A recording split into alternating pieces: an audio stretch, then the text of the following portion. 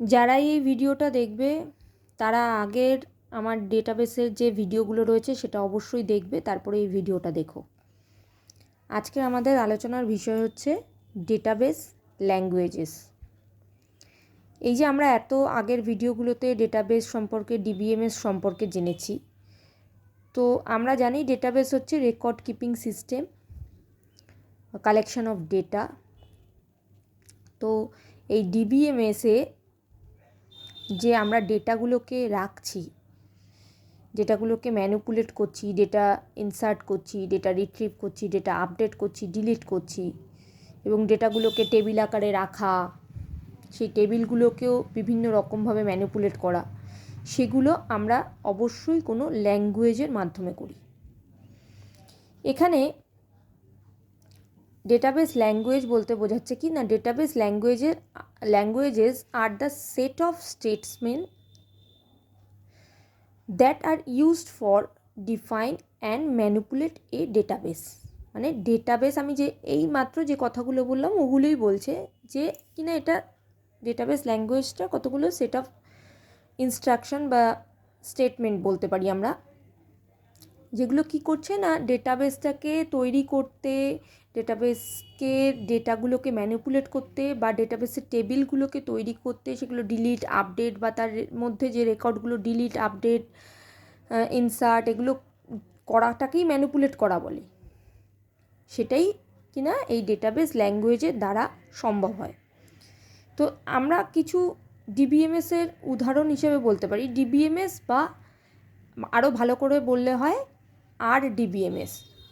পরে আমি ডিবিএমএস আর ডিবিএমএসের কী পার্থক্য এই নিয়ে আরেকটা ভিডিও অবশ্যই তোমাদের আলোচনা করে দেবো। তবে ডিবিএমএস সম্পর্কে তোমরা জানো, আর ডিবিএমএস মানে আর ফর রিলেশনাল ডিবিএমএসটাকে আর ডিবিএমএস বলছি। রিলেশন মানেও তোমরা জানো যে টেবিল, ঠিক আছে।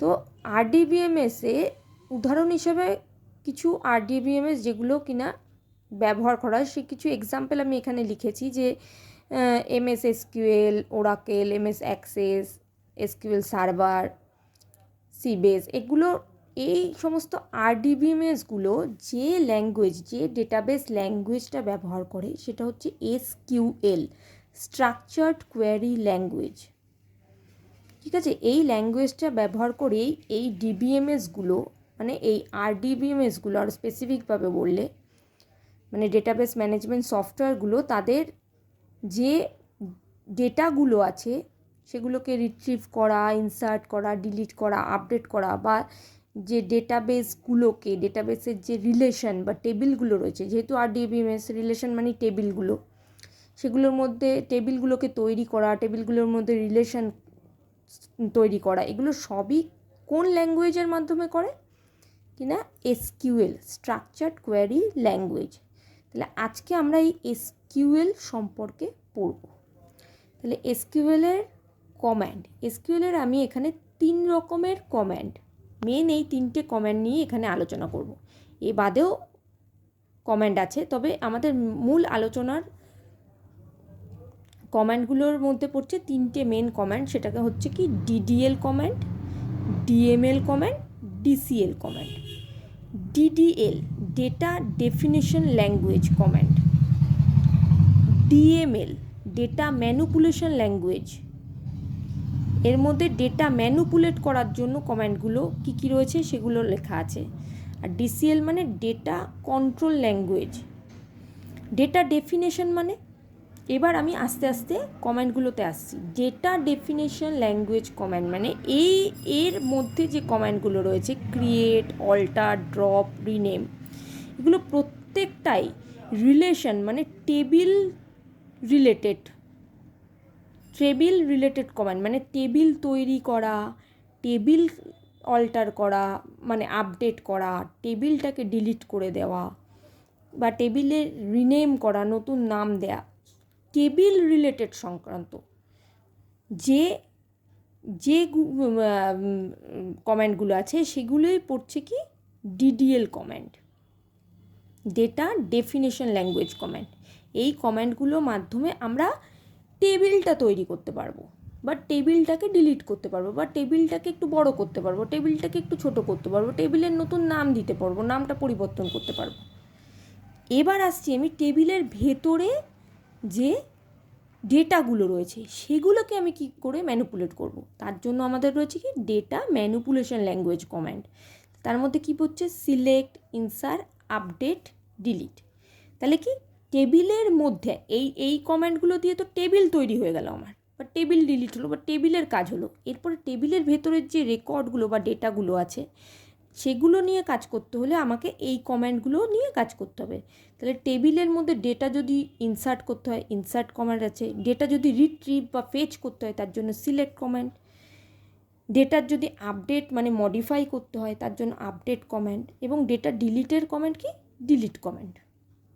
ঠিক আছে, এই প্রত্যেকটা কমান্ডের সিনট্যাক্স হয়, আমি আস্তে আস্তে সেগুলো উদাহরণের সাহায্যে বোঝাবো, প্রতিটা কমান্ডের উদাহরণ দিয়ে দিয়ে। আপাতত তোমরা এখানে কমান্ড কোন কোন ল্যাঙ্গুয়েজের আন্ডারে কোন কমান্ডগুলো পড়ছে সেটা আমি চার্ট আকারে দেখিয়েছি।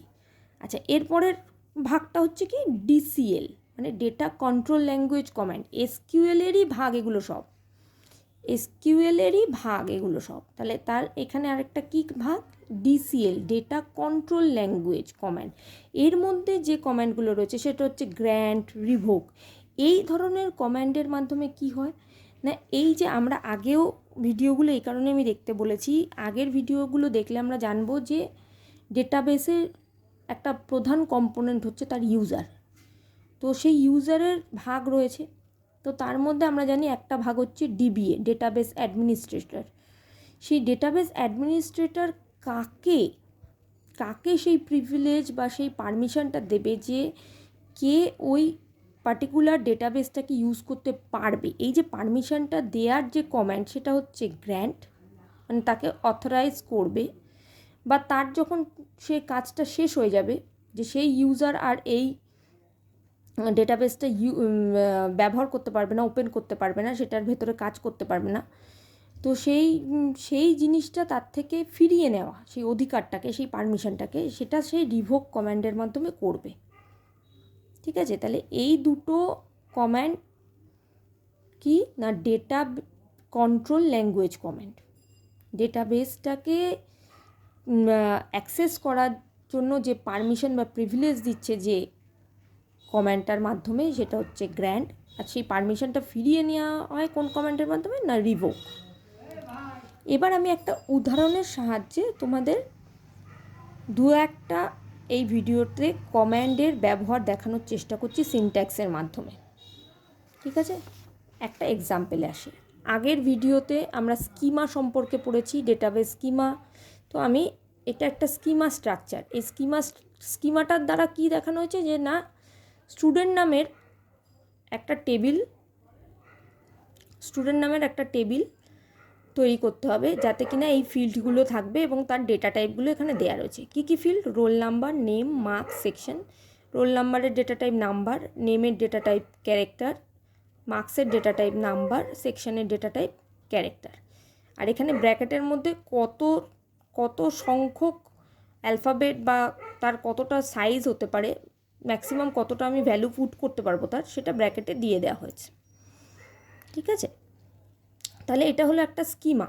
এটা দেখে আমি বুঝবো যে আমাদের কি তৈরি করতে হবে। ঠিক আছে, তো আমি বুঝে গেলাম যে এখানে আমাকে স্টুডেন্ট নামের একটা ডেটা টেবিল তৈরি করতে হবে, মানে একটা রিলেশন, তাতে 4টে ফিল্ড থাকবে, তার ডেটা টাইপগুলো এগুলো।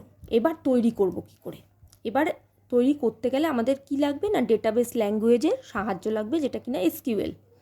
তো আমি জানি টেবিল তৈরি করতে গেলে এই মাত্র আগের ইয়েতে দেখলাম কি না টেবিল তৈরি করতে গেলে কি লাগে ডিডিএল কমান্ড। টেবিল তৈরি করার ডিডিএল কমান্ড কি ক্রিয়েট কমান্ড। তাহলে আমরা উদাহরণে দেখি, টেবিলের নাম কি স্টুডেন্ট, আর কমান্ড কি আমাদের লাগছে ক্রিয়েট কমান্ড। সিনট্যাক্স মানে লেখার পদ্ধতি কি, ক্রিয়েট কমান্ডের সিনট্যাক্স হচ্ছে ক্রিয়েট কথাটাকে লিখতে হবে, দিয়ে টেবিল কথাটা লিখে টেবিলের নামটা দিতে হবে, তারপরে ব্র্যাকেটের মধ্যে ফিল্ডের নাম দিতে হবে এবং তার ডেটা টাইপ দিতে হবে, আবার কমা দিতে হবে, আবার ফিল্ডের নাম তার ডেটা টাইপ। এইভাবে যে কটা ফিল্ড থাকবে সে কটা ফিল্ড তার ডেটা টাইপ দিয়ে কমা করে যেতে হবে, হয়ে গেলে পরে ব্র্যাকেট ক্লোজ করে একটা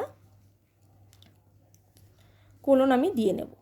ঠিক আছে, নেক্সট হচ্ছে এবার আমি এসকিউএল কমান্ডটায় চলে এলাম। এটা ছিল ক্রিয়েট কমান্ডটা সিনট্যাক্স। এবার আমি কিভাবে এই এক্সাম্পলটাকে এখানে লিখছি এসকিউএল কমান্ডের মাধ্যমে দেখে নাও। এসকিউএল কমান্ড লেখা আছে, এখানে একটা গ্রেটার দ্যান সাইন রয়েছে দিয়ে, মানে এই এসকিউএল কমান্ডের আন্ডারে আমি লিখছি কি না, ক্রিয়েট টেবিল, টেবিলের নাম কি স্টুডেন্ট, ব্র্যাকেট ওপেন করলাম, ফিল্ডের নাম দিলাম, প্রথম ফিল্ডের নাম কি ছিল দেখো, রোল নাম্বার, তো এখানে রোল নাম্বার লিখলাম, তার ডেটা টাইপ কি নাম্বার লিখলাম, আর এখানে গ্যাপ দিয়ে প্রাইমারি কি লিখেছি, মানে এই ফিল্ডের একমাত্র ইউনিক কোনো ফিল্ড যদি থাকে যেটা দিয়ে আমি বাকি পুরো রেকর্ডটাকেই ইউনিকলি আইডেন্টিফাই করতে পারবো, সেই ফিল্ডটাকে আমরা প্রাইমারি কি হিসেবে চুজ করি। তার পাশে আমি প্রাইমারি কি লিখে নিলাম। পরে আমি এই কি নিয়েও পরে ভিডিও আরেকটা বানাবো, তাতে জিনিসটা আরও ক্লিয়ার করব। আপাতত তোমরা এইটুকুই জানো যে রোল নাম্বার ফিল্ডটা দিয়ে আমি পুরো রেকর্ডটাকে, প্রতিটা ইন্ডিভিজুয়াল রেকর্ডকে আলাদাভাবে ইউনিকলি আইডেন্টিফাই করতে পারি। কারোর রোল নাম্বার কখনো সেম হবে না একই ক্লাসে।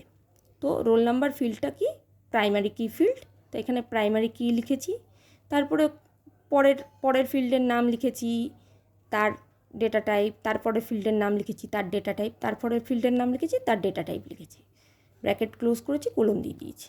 ঠিক আছে, নেক্সট তাহলে এইটা লিখলে, এটা লিখছি কোথায় লিখব না, আমি আগেই বললাম যেই আরডিবিএমএসের নামগুলো দেখিয়েছি ওগুলোতে আমি এই কমেন্টগুলো লিখে এগুলো বানাতে পারি।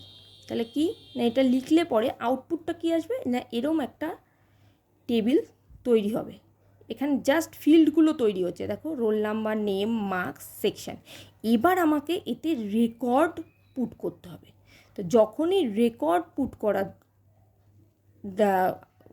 পুট করার ব্যাপার আসছে, তখনই আমাদের কোন কমেন্ট চলে আসছে না, ডিএমএল কমেন্ট। কি কমেন্ট, রেকর্ড ইনসার্ট করার জন্য কি কমেন্ট আছে, ইনসার্ট কমেন্ট। তাহলে আমি চলে যাই, আমার তো টেবিল তৈরি হয়ে গেছে, এবার আমার এর ভেতরে কি না রেকর্ড ইনসার্ট করতে হবে। প্রত্যেকটার জন্যই কমেন্ট আছে, তাহলে রেকর্ড ইনসার্ট করার জন্য কি কমেন্ট না, ইনসার্ট। তাহলে ইনসার্ট কমেন্টের সিনট্যাক্স কি না, ইনসার্ট লিখবো, তারপরে একটা ইনটু কথাটা লিখবো, তারপরে টেবিল নেম দেব, তারপরে ভ্যালুজ বলে কথাটা লিখে কি ভ্যালু পুট হবে তার মধ্যে সেই ভ্যালুগুলো লিখে দেব প্রতিটা ফিল্ডের এগেনস্টে, কমা দেব, ব্র্যাকেট ক্লোজ করব, কোলন দিয়ে ছেড়ে দেব। তো আমি এবারে কমান্ডে চলে আসি। তাহলে আমি জানি যে এখানে আমার এই অবধি তৈরি হয়ে গেছিলো, এই role number, name, marks, section. এবার আমাকে এই রেকর্ডগুলো যদি ভেতরে ইনসার্ট করতে হয়, তাহলে আমি কি লিখব না, প্রথম এই রেকর্ডটা লেখার জন্য আমি ইনসার্ট ইনটু লিখব, টেবিলের নাম স্টুডেন্ট, তার মধ্যে কি ভ্যালুস কথাটা লিখে কি ভ্যালুস না, প্রথম এই যে রেকর্ডটা, প্রথম যে রো, সেই রোতে যেই রেকর্ডগুলো আছে সেগুলো এখানে পরপর ভ্যালুগুলো লিখে দিচ্ছি না, রোল 01 দিয়েছি, নেম দিয়েছি, তার মার্কস দিয়েছি, তার সেকশন দিয়েছি। একইভাবে যে কটা রেকর্ড এখানে পুট করতে চাই ততবার এখানে ইনসার্ট ইনটু বলে টেবিলের নাম দিয়ে ভ্যালুসগুলো লিখে দিলেই আমার এখানে আউটপুটটা এরকম দেখাবে। আমি ইচ্ছা করলে আরও আরও রেকর্ড ইনসার্ট করতে পারি এই একই রকমভাবে কমান্ড লিখে। ঠিক আছে, আরও একরকমভাবে ইনসার্ট কমান্ডটা লেখা যায় না কিনা, ইনসার্ট ইনটু লিখে টেবিলের নাম লিখলাম, লেখার পর ফিল্ডের নাম মেনশন করে, যেই আমার মনে হলে আমি সব ফিল্ডের হয়তো বা রেকর্ড ইনসার্ট করছি না, সেক্ষেত্রে আমি এখানে ফিল্ডের নাম মেনশন করে প্রথমে, তারপরে তার ভ্যালুসগুলোকে ইনসার্ট করতে পারি। আর এখানে আমি যখনই শুধু টেবিলের নাম দিয়ে ভ্যালুসগুলো দিচ্ছি, তখন আমাকে ধরেই নিতে হবে এখানে আমি এই টেবিলটার সব কটা ফিল্ডেই ভ্যালুস দিচ্ছি। আবার আমি আলাদাভাবে ফিল্ডগুলোকে ডিফাইন করেও তার ভ্যালুগুলো ইনসার্ট করতে পারি। তো দুরকমভাবেই লেখা যায়। ঠিক আছে, তাহলে এই ভিডিওটাই আমরা কি করলাম না, আমরা জানলাম যে ডেটাবেস ল্যাঙ্গুয়েজ কি, ডেটাবেস ল্যাঙ্গুয়েজ কোন আরডিবিএমএসগুলোতে ব্যবহার করা হচ্ছে, এসকিউএল স্ট্রাকচার্ড কোয়ারি ল্যাঙ্গুয়েজের কমান্ডগুলোর ভাগগুলো দেখলাম এবং একটা এক্সাম্পলের মাধ্যমে দুটো, একটা ডিডিএল কমান্ড এবং একটা ডিএমএল কমান্ডের কিভাবে ব্যবহার করা হয় একটা উদাহরণের সাহায্যে আমরা দেখলাম। যারাই এই ভিডিওটা দেখবে তারা অবশ্যই একটা ফিডব্যাক দেবে।